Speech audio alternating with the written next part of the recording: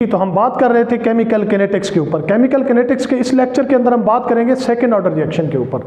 अगर हम second order reaction को डिफाइन करें तो हम कह सकते हैं कि ऐसा रिएक्शन जिसका रेट जो है वो डिपेंड कर रहा होता है टू रिएक्टेंट्स के कॉन्सेंट्रेशन पे।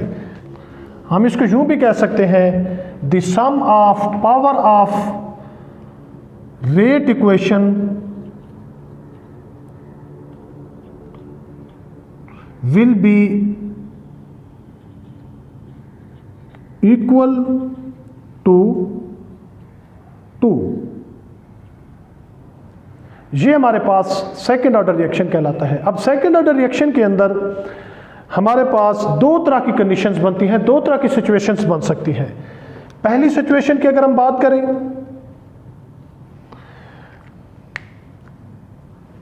The initial concentration of reactants are same। दूसरी हमारे पास इसकी कंडीशन बन सकती है the initial concentration of reactants are different। the initial concentration of reactants are different। तो इस लेक्चर के अंदर हम डिस्कस करेंगे फर्स्ट केस को, पहले केस को डिस्कस करेंगे कि जो सेकंड ऑर्डर रिएक्शन की इक्वेशन होगी हमारे पास वो मैथमेटिकली किस तरह बनेगी जब हमारे पास इनिशियल कंसंट्रेशन ऑफ रिएक्टेंट हो, क्या होगी, सेम होगी। अब इसको समझने के लिए हम एक रिएक्शन ले लेते हैं। लेट्स से हमारे पास कोई एक रिएक्टेंट है ए जो कि बी के साथ रिएक्ट कर रहा है और आपके पास कोई प्रोडक्ट बन रहा है P. Initial concentration of reactant A will be equal to A, और जो initial concentration of reactant B है वो भी क्या है, इसके इक्वल है, क्योंकि हम केस ही वही ले चुके हैं कि जहां पे दोनों रिएक्टेंट्स की कंसंट्रेशन क्या है, सेम है। तो initial concentration of B will be also equal to A, और जो प्रोडक्ट का अमाउंट फिलहाल बना है वो 0 है, क्योंकि अभी टी क्या है, 0 की इक्वल है, क्योंकि अभी रिएक्शन स्टार्ट नहीं हुआ।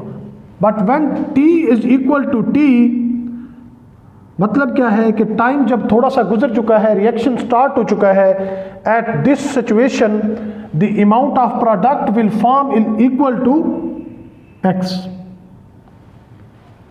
तो हमारे पास रिमेनिंग अमाउंट ऑफ ए क्या रह जाएगा, वो रह जाएगा ए माइनस एक्स, और जो बी का रिमेनिंग अमाउंट होगा वो भी कितना रह जाएगा, ए minus x.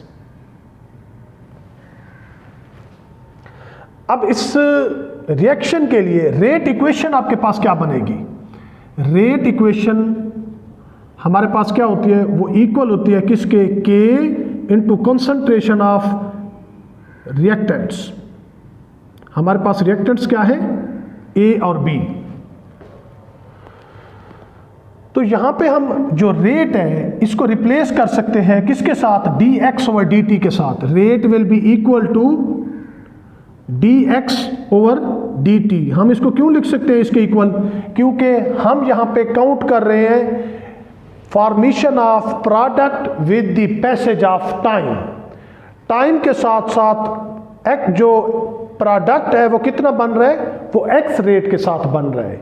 Rate of change of x divided by rate of change of time, ये किसको शो करेगा, प्रोडक्ट की फॉर्मेशन को, rate of formation of product with the passage of time. तो इस वजह से हम रेट को लिख सकते हैं dx ओवर dt। और कंसंट्रेशन ऑफ ए कितनी रह गई है हमारे पास, when time t is equal to t, concentration of A कितनी है, concentration of A will be equal to A minus x. अच्छा, हमारे पास B की कॉन्सेंट्रेशन कितनी रह गई है, one time T is equal to T, वो हमारे पास वो भी रह गई है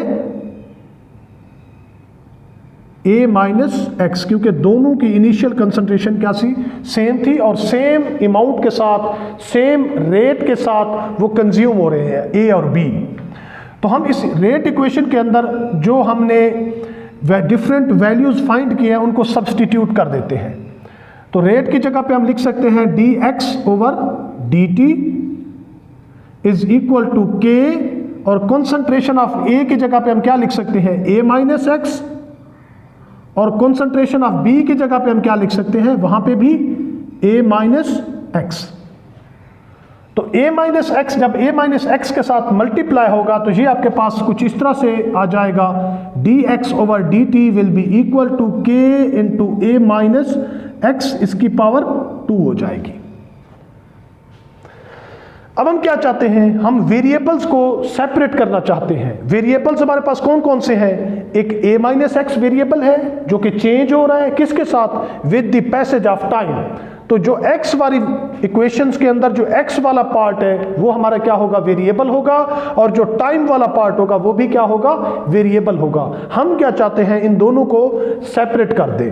तो dx के नीचे a माइनस एक्स आ जाएगा, क्योंकि ये x वाली वैल्यूज एक साइड पे चली जाएगी, तो हमारे पास ये बन जाएगा dx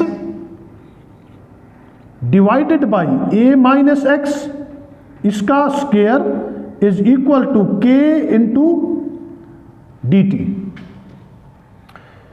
अब हम क्या करना चाहते हैं, इस इक्वेशन को इंटीग्रेट करना चाहते हैं। जैसे कि हमने लास्ट टाइम पिछले लेक्चर के अंदर बात की थी फर्स्ट ऑर्डर वाले रिएक्शन के अंदर, कि जब भी हम किसी चीज का इंटीग्रल लेना चाह रहे होते हैं उसके लिए क्या होते हैं, कुछ रूल्स होते हैं, उनको हमें फॉलो करना होता है।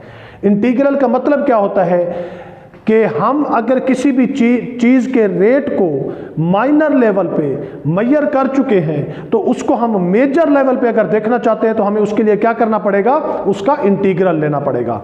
हमने इस रेट ऑफ रिएक्शन को पहले मेजर किया for small amount of time के अंदर, कि छोटा सा टाइम अगर चेंज हुआ है, थोड़ा सा टाइम अगर चेंज हुआ है तो उसके अंदर कितनी तब्दीली आई है उसके प्रोडक्ट की फॉर्मेशन के अंदर, वो हम देख चुके हैं। वो हमने किसके जरिए निकाला, वो डेरिवेटिव के जरिए निकाला। अब हम क्या करना चाहते हैं, हम पूरे रिएक्शन के दौरान बनने वाले प्रोडक्ट के अमाउंट को देखना चाहते हैं कि ओवरऑल हमारा रेट क्या रहा है। तो उसके लिए हमें क्या लेना पड़ेगा, इसका इंटीग्रल लेना पड़ेगा। इंटीग्रल का जो साइन है वो हम डाल देते हैं, ये हमारे पास हो जाएगा, ये बेसिकली इंटीग्रल का साइन होता है। ये इक्वेशन बन जाएगी integral of dx divided by a minus X is equal to k into integral of dt। याद रखिएगा मैंने इंटीग्रल के बाहर रखा है k को, है कि ये एक कांस्टेंट है, और कांस्टेंट को जो चीज़ चेंज ना हो रही हो उसका इंटीग्रल हो हम नहीं लेते, और उसका डेरिवेटिव क्या आता है, जीरो आता है। और अगर जीरो का डेरिवेटिव इंटीग्रल हम ले लें तो वो भी वही रहेगा, उसके अंदर कोई तब्दीली नहीं आएगी, ओवरऑल कोई चेंज नहीं आएगा। इसके अंदर हमने चेंज को मेजर करना होता है, तो इस वजह से कांस्टेंट वैल्यूज का हम नहीं ले सकते। इस वजह से मैंने k को क्या रखा है, बाहर रखा है। यहां पे क्या आ जाएगा, a माइनस एक्स का क्या आ जाएगा, स्क्वायर आ जाएगा, क्योंकि ये स्क्वायर फॉर्म में आ रहा है नीचे से। अब अगर मैं इसको ऊपर ले आता हूं a माइनस एक्स को, तो ये इस शक्ल के अंदर आ जाएगा, integral of a minus X, इसकी पावर पहले 2 थी अब -2 हो गई है। क्यों, क्योंकि ये पहले डिनोमिनेटर के अंदर था, अब ये नोमिनेटर के अंदर आ गया है, into dx will be equal to k into integral of dt।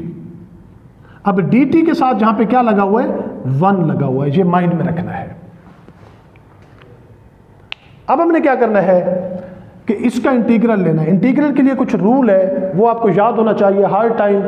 क्या रूल है कि अगर आप किसी भी चीज़ का इंटीग्रल ले रहे हैं, सपोज करें आप x का इंटीग्रल लेना चाहते हैं, x का इंटीग्रल लेना चाहते हैं, तो x की पावर क्या है, पहले 1 है। हम जब इसको इंटीग्रेट करेंगे तो हमारे पास क्या हो जाएगा, x की पावर उसके अंदर 1 ऐड कर देंगे और डिवाइड कर देंगे, जो ऊपर आंसर आया है 1 + 1 क्या आ जाता है, 2 आ जाता है, तो 2 पे डिवाइड कर देते, तो हमारे पास आंसर बन जाएगा x² डिवाइडेड बाई 2। ये इसका इंटीग्रल आ गया है। इसी तरह हमारे पास ये इक्वेशन क्या है, a माइनस एक्स, इसकी पावर क्या है, -2। तो अगर इसका इंटीग्रल लेना है तो इसकी पावर के अंदर 1 ऐड करेंगे और उसी पे इसको क्या कर देंगे, डिवाइड कर देंगे। a माइनस एक्स, इसकी पावर -2 और इसके अंदर क्या कर देना है, एक ऐड कर देना है और डिवाइड कर देना है इसी आंसर के ऊपर -2 + 1 के ऊपर। और इसके अंदर एक और तब्दीली भी करनी है, वो क्या है, जब इस तरह का कोई फंक्शन हो, कांस्टेंट में से कोई भी वेरिएबल माइनस हो रहा है, यहाँ पे a एक कांस्टेंट वैल्यू है, वो क्या है, वो initial amount of reactant a या फिर रिएक्टेंट b है। अच्छा, अब x क्या है, वो चेंज हो रहा है, वो प्रोडक्ट है, वो with the passage of time बढ़ रहा है। तो यहाँ पे वेरिएबल x है, a क्या है, कांस्टेंट है। तो इस वजह से जब भी किसी कांस्टेंट के साथ वेरिएबल लगा हुआ हो तो उसका साथ हम डेरिवेटिव लेते हैं। तो यहाँ पे x का क्या लेंगे, डेरिवेटिव लेंगे। x का डेरिवेटिव क्या होता है, x का डेरिवेटिव लेने के लिए आपको क्या करना पड़ता है, x की जो वैल्यू होती है, पावर होती है, उस पावर में से एक क्या करना पड़ता है, आपको माइनस करना पड़ता है। तो x की पावर 1 है, उसमें से -1 किया तो यहाँ पे x की पावर क्या आ जाएगी, 0। और किसी चीज की 0 पावर हो तो वो 1 के बराबर होता है। तो x का डेरिवेटिव क्या निकलता है, 1 निकलता है। अब यहाँ पे क्या मौजूद है, -x। तो -x का जो डेरिवेटिव है वो क्या आ जाएगा, -1 आ जाएगा। तो यहाँ पे हमने इसका इंटीग्रेट करने के बाद इस टोटल को इंटीग्रेट करना है और उस जो वेरिएबल मौजूद हो उसके अंदर कांस्टेंट के साथ उसका क्या लेना है, डेरिवेटिव लेना है। ये टोटल प्रोसीजर है फॉर इंटीग्रेटिंग दिस इक्वेशन। तो हमारे पास यहाँ पे क्या आ जाएगा, इसको हमने इंटीग्रेट कर दिया और साथ में हम इसका डेरिवेटिव ले लिया हमने, ये आ गया हमारे पास -1 x का।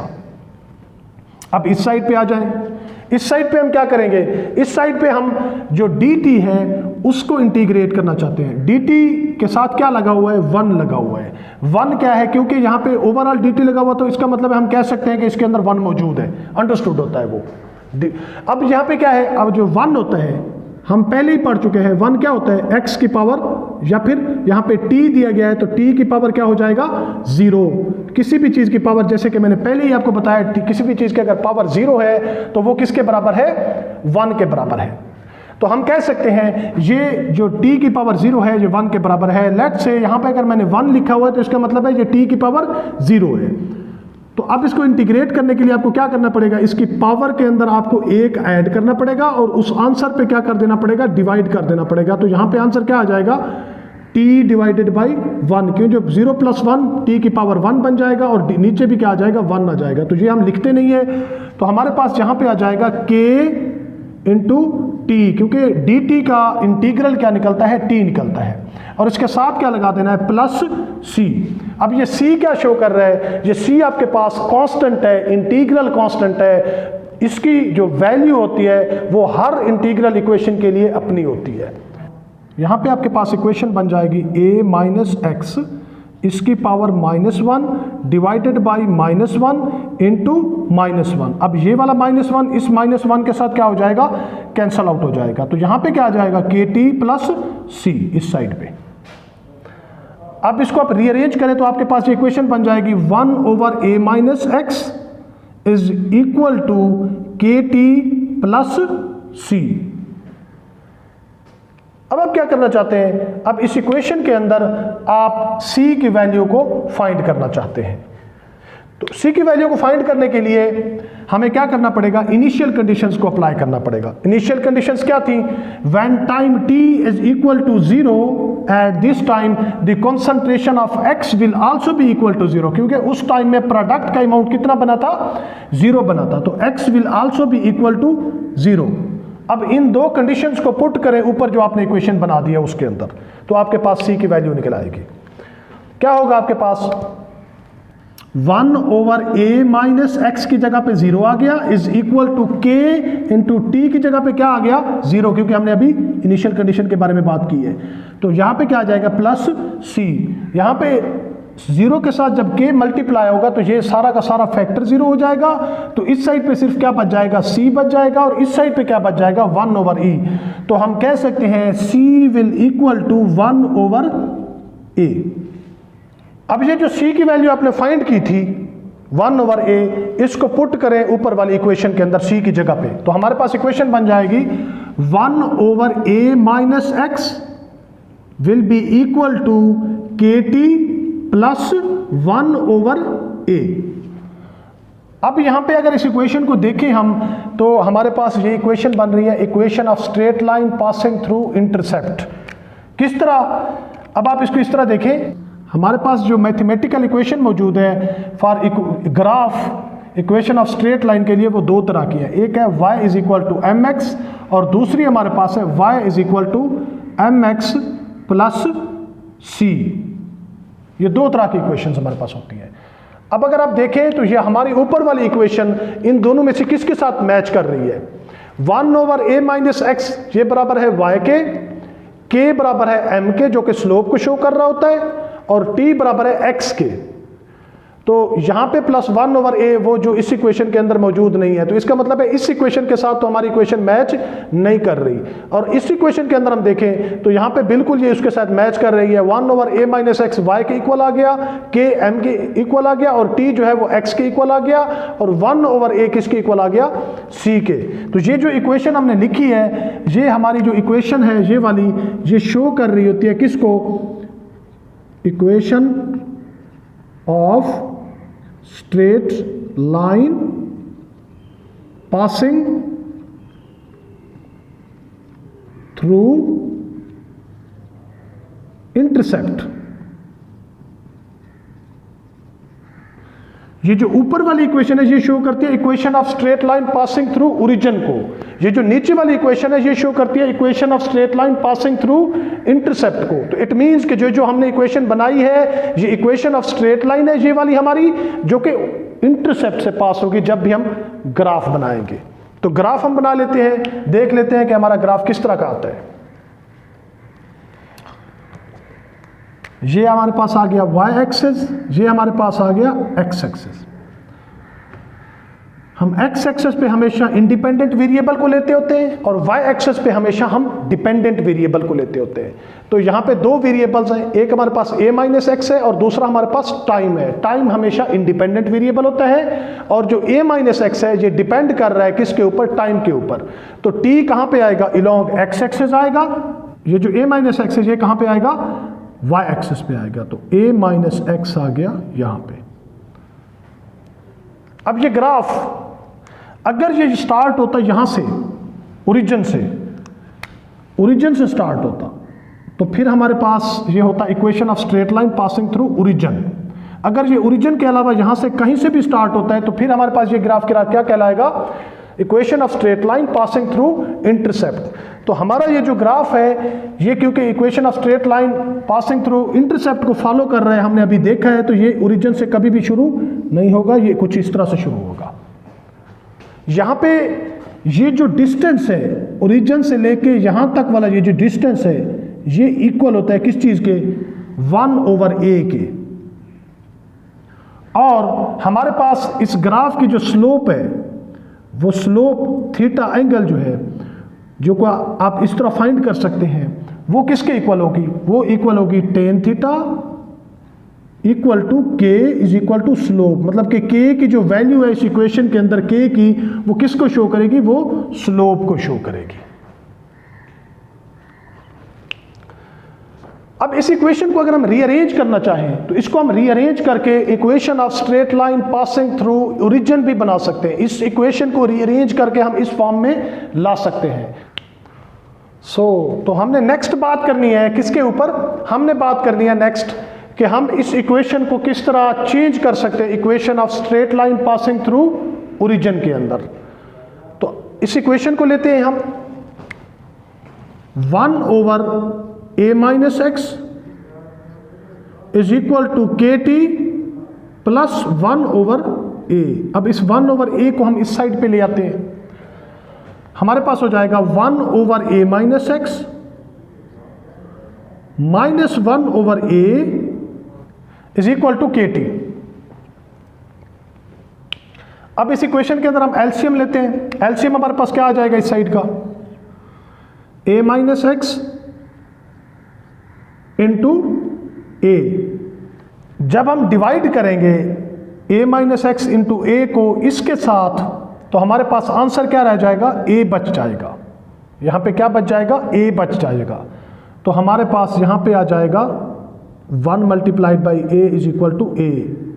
यहाँ पे क्या आ जाएगा? माइनस, एंड इस एलसीएम को इसके साथ डिवाइड करेंगे हम, तो हमारे पास यहाँ पे आंसर a के साथ कट जाएगा, a माइनस एक्स बाकी रह जाएगा। तो जब वो इसके साथ मल्टीप्लाई होगा तो वो हो जाएगा a माइनस एक्स इस साइड पे is equal to K T. अब इस माइनस को अंदर मल्टीप्लाई करें तो हमारे पास आ जाएगा a minus A plus X divided by a minus x into a is equal to KT।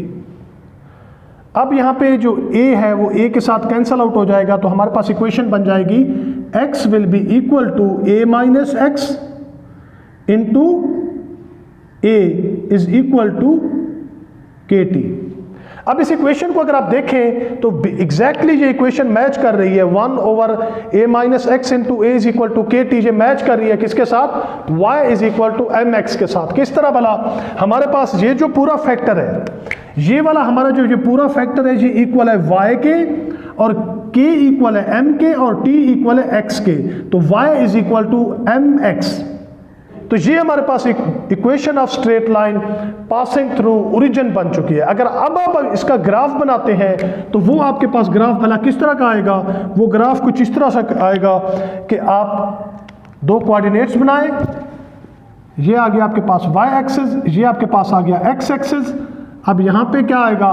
Along y axis आएगा आपके पास डिपेंडेंट वेरिएबल जो कि आपके पास बनता है x over a minus x into a, और इंडिपेंडेंट वेरिएबल क्या है आपके पास? टाइम है वो, जो कि x एक्सिस पे आ जाएगा। तो ये इक्वेशन किस तरह स्टार्ट होगी इसकी लाइन? तो इसकी लाइन किस तरह स्टार्ट होगी आपके पास? वो स्टार्ट होगी ओरिजिन से और सीधा स्ट्रेट लाइन फॉर्म में जाएगी।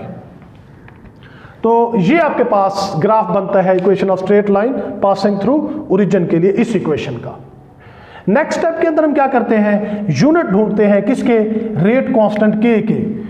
यूनिट ऑफ रेट कांस्टेंट ढूंढने के लिए आपको ये इक्वेशन लेनी पड़ेगी, हम यही ले लेते हैं, x divided by a minus x into A is equal to KT। अब ये जो आपका टाइम है वो उसको इस साइड पे ले आए, क्योंकि हमने k की यूनिट को ढूंढना है। तो हमारे पास इक्वेशन बन जाएगी k will be equal to x divided by a minus x into A into 1 over t।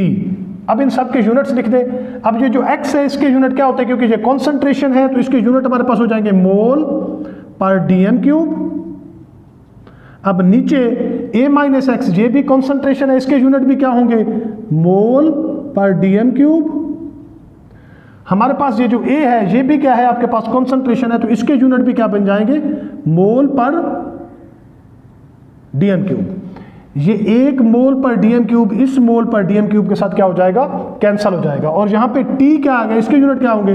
वो आपके पास सेकेंड्स हो सकते हैं, वो आपके पास आवर्स हो सकते हैं, मिनट्स हो सकते हैं, डेज हो सकते हैं, मंथ्स हो सकते हैं, कि मतलब कि रिएक्शन को प्रोसीड होने के लिए टोटल कितना टाइम लगा है या कितने टाइम के अंदर वो प्रोसीड हो रहा है। तो उस हिसाब से जो टाइम के डिफरेंट यूनिट्स हैं उनमें से कोई भी आप ले सकते हैं। नॉर्मली हम सेकंड्स के अंदर लेते हैं, तो यहाँ पे मैं इसको आइडियली सेकंड्स ले लेता हूँ। तो हमारे पास इसके यूनिट बन जाएंगे के वो हो जाएंगे पर मोल dm क्यूब की पावर +3 इंटू पर सेकेंड। ये आपके पास यूनिट आ गए for second order reaction.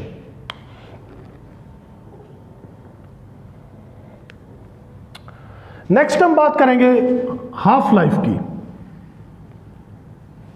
Half life for second order reaction.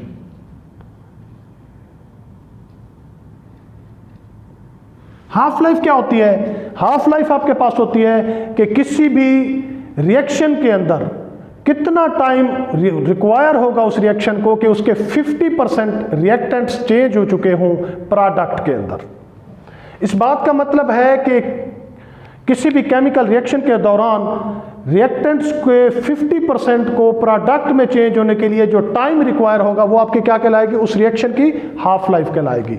Second order reaction की हाफ लाइफ निकालने के लिए आपको क्या करना पड़ेगा?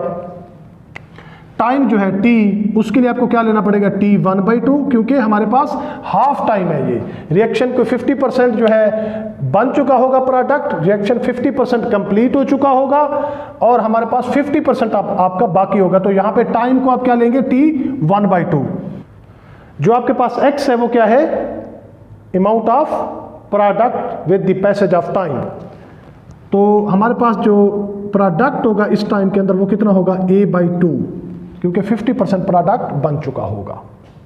जैसा कि हम ऊपर डेफिनेशन के अंदर कह चुके हैं कि हमारे पास हाफ लाइफ के अंदर 50% रिएक्टेंट किस में चेंज हो चुके होते हैं, प्रोडक्ट के अंदर चेंज हो चुके होते हैं।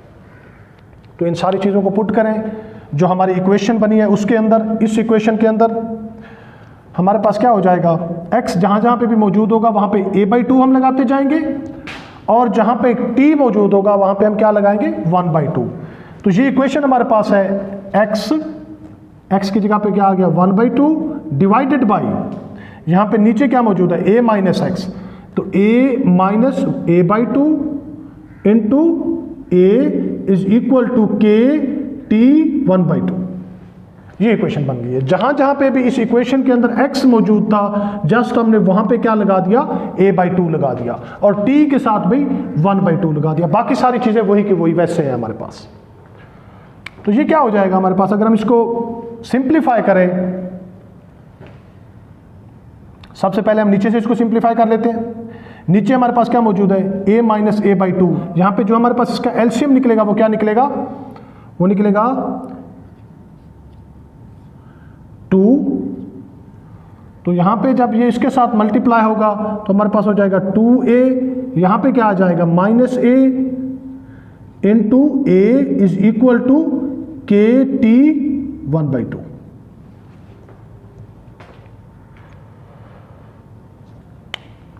a माइनस a, यहां पे क्या बच जाएगा, a बच जाएगा। तो हमारे पास ये हो जाएगी a divided by 2 divided by a by 2 into a। यहां पे ये जो 2 है ये इस 2 के साथ कैंसल आउट हो जाएगा, यहां पे आ जाएगा is equal to k t 1/2। अब क्या है कि ये a इस a के साथ मल्टीप्लाई हो रहा है, तो ये इक्वेशन हमारे पास बन जाएगी a divided by a square is equal to k t 1/2। यहां पे ये जो a है इस पावर 2 में से एक a कैंसल आउट हो जाएगा, तो ये इक्वेशन ओवरऑल हमारे पास बन जाएगी t 1/2 will be equal to 1/ka। ये इक्वेशन शो कर रही है किसी भी सेकेंड ऑर्डर रिएक्शन के अंदर जो हाफ लाइफ होगी उस रिएक्शन की वो इन्वर्सली प्रोपोर्शनल होगी किसके, इनिशियल कॉन्सेंट्रेशन ऑफ रिएक्टेंट के साथ। हमने फर्स्ट ऑर्डर के अंदर भी पढ़ा था, फर्स्ट ऑर्डर की जो हाफ लाइफ होती है वो क्या होती है, independent of initial concentration of reactant के साथ। जितनी आप उसकी अमाउंट को बढ़ाएंगे फर्स्ट ऑर्डर के केस में, रिएक्टेंट की अमाउंट को आप बढ़ाते जाएं, उससे जो उसकी हाफ लाइफ है उस पर कोई फर्क नहीं पड़ेगा। लेकिन सेकेंड ऑर्डर रिएक्शन के केस में जैसे भी आप उसकी जो रिएक्टेंट की कॉन्सेंट्रेशन है उसको अगर आप इंक्रीज करते हैं, half life of reaction will be decrease, ये डिक्रीज होगी जैसे ही आप ए की कॉन्सेंट्रेशन मतलब के रिएक्टेंट्स की कॉन्सेंट्रेशन को इंक्रीज करेंगे।